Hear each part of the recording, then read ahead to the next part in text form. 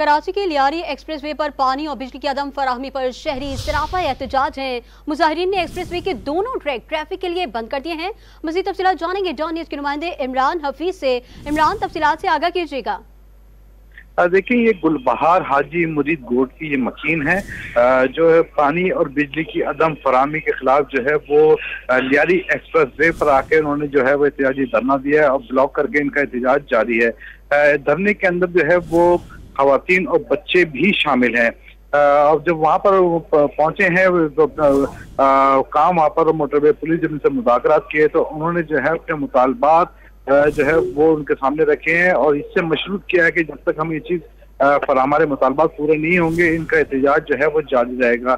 जिसके बाद दोनों ट्रैक के ऊपर गाड़ियों की लंबी कतारें वहाँ पर लग गई हैं और जो है सब ट्रैफिक का मसला कर लोगों का अजियत का सामना है। जी, इमरान हफीज हमें तफसीलात से आगाह कर रहे थे और बता रहे थे कि कराची के लियारी एक्सप्रेस पर पानी और बिजली की अदम फराहमी पर शहरी सरापा एहतजाज हैं। मुजाहिरीन ने एक्सप्रेस वे के दोनों ट्रैक ट्रैफिक के लिए बंद कर दिए हैं और एहतजाज से एक्सप्रेस वे के दोनों ट्रैक ट्रैफिक के लिए बंद हैं। शदीद नारेबाजी की जा रही है।